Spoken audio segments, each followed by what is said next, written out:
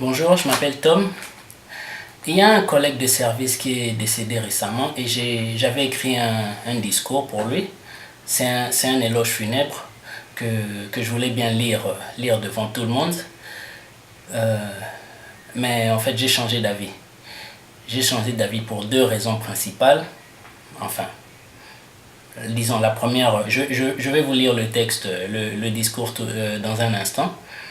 Mais j'ai changé d'avis pour deux raisons principales. C'est que, en fait, la première raison m'a fait penser à la deuxième.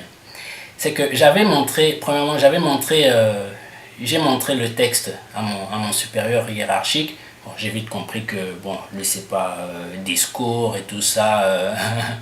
Les discours, les textes écrits, c'est pas trop son truc, c'est pas son domaine. Lui voulait que j'écrive au nom de l'équipe. Or, un éloge funèbre, d'après ce que j'ai eu à faire comme recherche, c'est quelque chose de personnel. C'est pas, il n'y a pas besoin d'écrire au nom d'un groupe de personnes ou quoi. Les anecdotes et tout ça, c'est personnel. Donc voilà quoi. Je sais qu'on on fait généralement usage du superlatif et de figures de style comme l'hyperbole. C'est bien, c'est ce que, je sais pas si c'est tout ça, si lui c'est tout ça, donc c'est un peu ça. Et puis bon, je me suis dit, non parce qu'il y a le deuxième paragraphe ou strophe, si je sais pas lequel des deux termes hein, on emploie pour les éloges funèbres. Alors, le deuxième qui fait un peu, qui risquait de faire un peu polémique, donc c'est un peu ça, le deuxième paragraphe. La deuxième raison, c'est que je me suis dit, bon, écoutez, il y a la culture et tout ça, c'est peut-être pas un tel discours n'est peut-être pas dans la culture africaine ou congolaise ou quinoise, parce que le deuil se tient le deuil se tient à Kinshasa et voilà quoi. Donc donc c'est ça les deux raisons principales. Il y a mon supérieur hiérarchique qui lui veut, non, il faut parler au nom de l'équipe et tout ça. Or, c'est pas ça un éloge funèbre. Donc voilà, je vais vous lire le texte maintenant là. Christopher Maolé. Je ne l'ai pas bien connu moi-même. Lui changeait d'équipe quand j'ai commencé à travailler. Mais je garde une très bonne image de lui. Celle d'un gars humble, serviable, travailleur et amical, parmi les qualités que j'apprécie le plus. Ainsi, honorant Christopher, je vous exhorte à le faire. L'image que j'ai de Christopher, c'est pratiquement la même que celle que j'ai de Gaylor Vouma. Sauf que lui n'arrête pas de me taquiner. On dirait qu'il cherche des ennuis, qu'il veut recevoir des coups. Mais je ne considère pas ça comme un défaut. Et Christopher, je ne le connaissais pas taquin. Il me semble même qu'il n'avait pas de défauts, qu'il était très vertueux. Ce qui est sûr, c'est que c'était un homme exceptionnel. Ainsi, honorant Christopher, je vous exhorte à le faire. Durant sa si courte carrière, on lui a confié un ou plusieurs postes de responsabilité qu'il a très bien assumés. Il m'a aidé en partageant son expérience avec moi lorsqu'il m'a été donné de diriger une équipe. Ainsi, honorant Christopher, je vous exhorte à le faire. À ma connaissance, Chris était aimé de tous. Le contraire m'étonnerait. J'aurais du mal à le croire si j'apprenais qu'il ne s'entendait pas avec quiconque. C'était un gars très sympa, comme la plupart de ses collègues. Il m'est difficile de parler de lui au passé.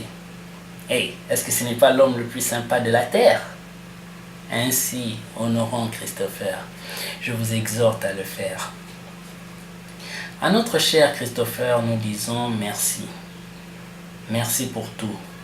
Pour son amitié, pour sa loyauté, pour ses conseils, pour sa générosité. À notre cher Christopher, nous disons respect.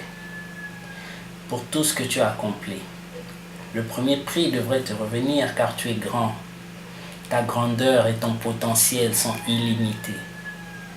À notre cher Christopher, nous promettons de nous souvenir de lui, de l'immortaliser, de le garder dans nos cœurs, de ne jamais l'oublier même si nous lui disons adieu. Voilà, c'est un peu ça. Évidemment, avant le premier paragraphe, je me disais, bon, je me disais que j'allais improviser. Hein. Il y aurait peut-être on m'aurait peut-être introduit. Ou si j'étais passé sans comme introduit, je me serais présenté et tout ça. J'aurais dit, bon, je vais essayer d'être bref. Ensuite, j'enchaîne avec le premier paragraphe. C'est un peu ça. Ouais, donc le deuxième paragraphe, ou la deuxième strophe, si je devrais m'exprimer ainsi, c'est... voilà, c'est ce qui est, quand je parle de Gaylor Vouma, lui, n'arrête pas de me taquiner et tout ça, recevoir des coups. C'est après ce qui m'a fait... ouais, ce que je veux dire. Donc, c'est un peu ça. Au troisième paragraphe, bon, comme je sais pas exactement combien de postes on lui avait confié, quel poste on lui avait confié, j'aurais dit, durant sa si courte carrière, on lui a confié un ou plusieurs postes de responsabilité. Et là, j'aurais regardé les directeurs, les supérieurs, ses supérieurs hiérarchiques. Il y a aussi, l'avant-dernier paragraphe. À notre cher Christopher, nous disons, là j'aurais fait une pause, pendant une seconde ou deux, en espérant que le public dise merci, comme au paragraphe d'avant.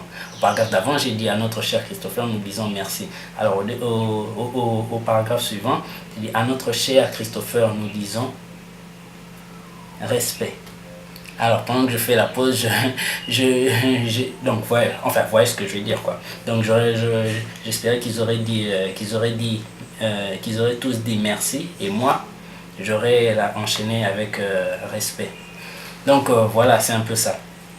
Ah ouais, il y a autre chose, c'est qu'il y a un moment, il y a un gars de l'équipe, il me dit, ah ouais, faudrait une mélodie pour accompagner ça, pour accompagner ce beau texte.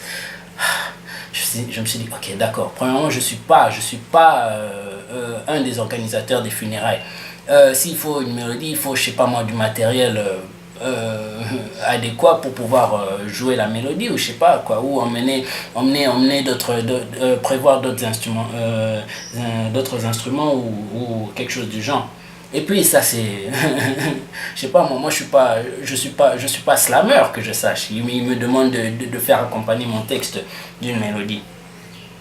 Et il y en a un autre, il me dit non, les deux derniers paragraphes là, non, à notre cher Christopher, nous disons merci. Là, les deux derniers paragraphes, il faut le dire tant qu'on n'a pas encore enterré Christopher. Oui, il faut le dire quand on est sur le point de l'enterrer. Et tout ça, c'est à ce moment-là que tu vas prononcer ces discours. Je dis, mais écoute, arrête de m'emmerder. Et il y en a un autre qui dit, non, faut ajouter aussi quelques versets bibliques. Non mais attends, arrêtez de me faire chier avec vos versets bibliques là. Et ensuite ce sera non, faudra aussi quelques versets du Coran et tout, des histoires comme ça. Et qu'est-ce qu'il y aura ensuite? Non, machin, des trucs de bouddhistes, des histoires comme ça. Non mais laissez-moi avec mon texte. Pourquoi me demander d'ajouter des versets bibliques? Pourquoi faire? Je suis pas, c'est pas obligé qu'on ait un jeu. Quoi? Parce que Christopher était chrétien. Je savais même pas, j'étais même pas sûr qu'il était chrétien. J'en savais rien moi. Donc voilà, c'est un peu ça. Merci bien, merci pour votre temps, merci de m'avoir écouté. À la prochaine.